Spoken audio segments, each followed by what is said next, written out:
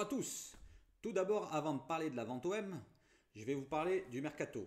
Le mercato, on va revenir tout d'abord sur la conférence de presse. La conférence de presse de mercredi, Longoria avait annoncé qu'il ferait un mix pour le mercato, le prochain mercato d'été, un mix de jeunes joueurs, de jeunes pépites comme il a dit, et joueurs d'expérience. Joueurs d'expérience. Je vous ai fait un de chaque. Un jeu de chaque, les joueurs les plus chauds actuellement, les rumeurs les plus chaudes. Donc nous avons pour le joueur le plus jeune, la pépite, Thiago Almada. Encore une petite news de dessus. Selon toujours la chaîne télé argentine TIC Sport, qui a annoncé en direct que Sampaoli avait appelé le joueur, donc Thiago Almada, pour le convaincre de venir à l'OM. Vélez Sarsfield en réclame entre 12 et 20 millions. C'est une fourchette assez large. Mais l'OM apparemment aurait déjà proposé 10 à 15 millions. C'est le journal argentin qui a annoncé ça. Et sa clause libératoire est de 22 millions. Donc c'est pas très loin, hein. 20 millions, 22 millions, 15 millions, c'est pas énorme. Donc après ça, nous avons dessus Almada, l'Inter qui est en concurrence avec l'OM. Et l'Inter, on va en parler, pour le joueur d'expérience. Le joueur d'expérience, c'est, vous le savez tous, Vidal. Arturo Vidal, 33 ans. On ne parle pas de son palmarès. C'est un très très bon joueur. Bon, il arrive plus sur la fin qu'il n'a de l'avenir. Mais pour le milieu marseillais, malgré qu'il ait 33 ans, bientôt 34 ans, fin mai je crois, pour le milieu marseillais qui est composé de Camara actuellement et de Gay, même Rongier, c'est très jeune, hein, c'est très jeune, et un joueur comme Vidal qui va amener sa grinta et son tempérament, même sa technique, sa frappe de balle, ses passes, je pense que l'expérience même ne suffit pas pour ça, mais il a tout ce qu'il faut pour réussir à l'OM. On parle de son salaire qui est estimé, enfin estimé, il est carrément annoncé, 6,5 millions net par an. Ça fait pas mal. Même pour l'OM du futur, on ne sait pas s'il reprenait ou pas, ça ferait quand même une sacrée somme. Mais quand on pense à un joueur comme Vidal, ça nous fait penser un peu au Thiago Motta qui est arrivé à Paris sur la fin de sa carrière aussi. Et on voit très bien que ça a bien marché. Thiago Motta, c'était pas un joueur qui était rapide, pas vif. Et pourtant, avec l'expérience, le placement, ça marche très bien. Donc moi, je valide un Vidal à l'OM. Ensuite, concernant les départs, on va vous parler de Thauvin. Thauvin, pendant la conférence, Longoria a dit qu'il était confiant, mais moi je dis que j'étais confiant pour qu'il signe, mais je ne voulais pas qu'il signe quand même. Je ne veux pas qu'il signe, je veux qu'il parte. Et d'ailleurs, il discute toujours avec le Milan AC, avec l'OM bien sûr.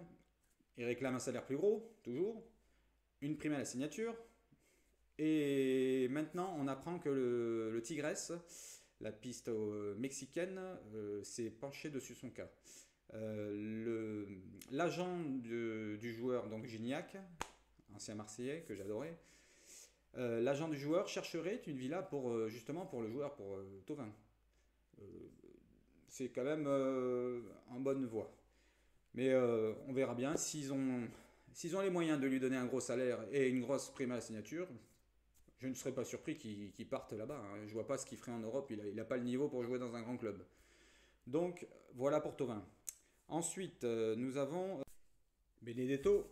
Benedetto qui joue très peu depuis l'arrivée de Sampaoli. Benedetto, apparemment, il aurait des touches pour la Liga, dont Elche. Elche qui lutte pour le maintien, qui n'a pas un budget pharaonique, et je ne pense pas qu'ils aient les moyens de s'aligner sur son salaire. Je crois qu'il est dans les 250-300 000 à Marseille quand même. C'est pas du niveau de Elche. Et je pense plutôt qu'il pourrait retourner en Argentine du côté de Boca. Il a annoncé plusieurs fois qu'il aimerait retourner là-bas, donc pourquoi pas retourner dans son pays. Et moi, je lui souhaite bon vent. Je l'aime bien, ce joueur. Je l'aime bien. Je le vois qu'il a de la qualité, mais on dirait que le mental, il est faible. Je sais pas, mentalement, il a un problème. Voilà. Ensuite, on va passer à la grosse partie de la vidéo. Vous attendez tous. Ça, c'est la vente OM. Alors je vais vous dire qu'est-ce que j'en pense encore. Moi, la vente OM, bon, je pense, comme la plupart d'entre vous, je pense que c'est déjà acté depuis un certain moment, mais c'est juste de la paperasse, et puis comme c'est beaucoup de choses, le club est divisé en plusieurs parties, donc McCourt a négocié plusieurs fois avec la partie adverse, on ne sait pas qui. Voilà, donc il a voulu garder une part du club, il y a le stade qui est en vente, ou qui est vendu, ça on ne sait pas encore, hein.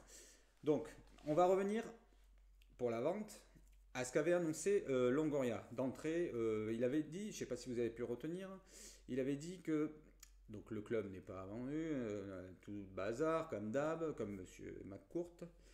Il a rajouté, par rapport à son expérience dans le monde du football, le mec il a 34 ans, bon ça fait une dizaine d'années qu'il est dans le football, mais bon, il n'a pas vendu 10 clubs quand même le gars. Il va nous sortir, justement, il va nous sortir que aucune fuite ne sort juste avant un tel deal.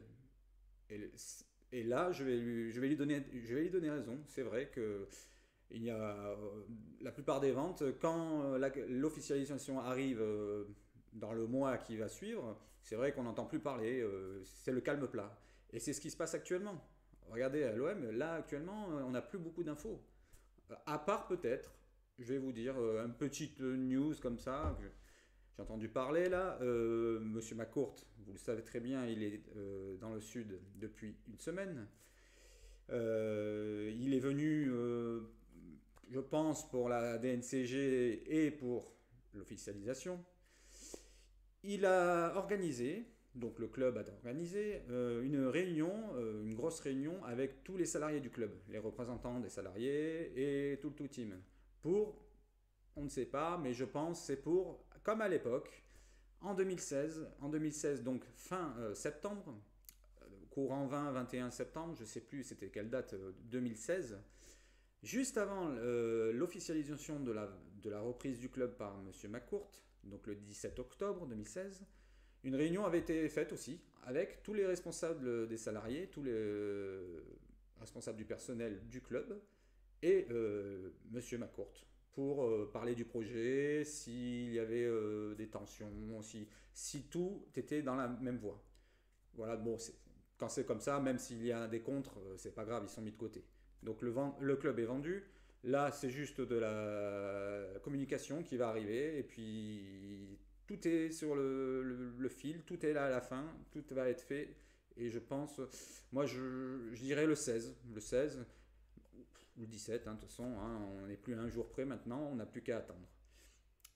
Je vous l'accorde, franchement, je ne m'attendais pas à ce qu'ils annoncent ça pendant la conf, hein. Je ne vois pas Longoria avoir les épaules de dire l'Olympique de Marseille est vendu. Moi, j'avais dit ça à la vidéo d'avant, que je voyais bien ma courte, mais dans mon imaginaire, venir et faire son américain.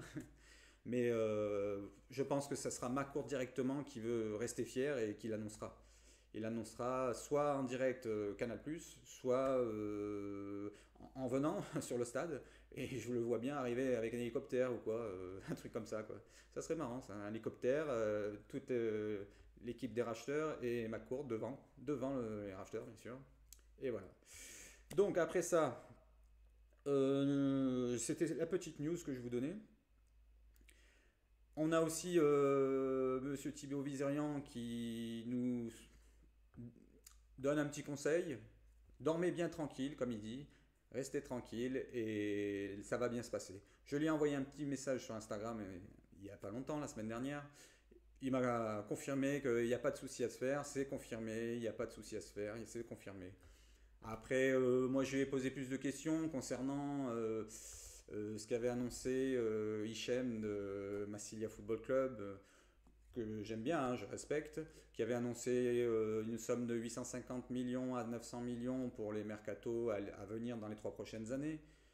J'en ai parlé à Monsieur Vizerian, il m'a dit je ne sors pas de chiffres, je ne peux pas sortir de chiffres car je ne veux pas m'avancer selon la fluctuation du marché, des transferts. Il m'a fait un texte pas possible.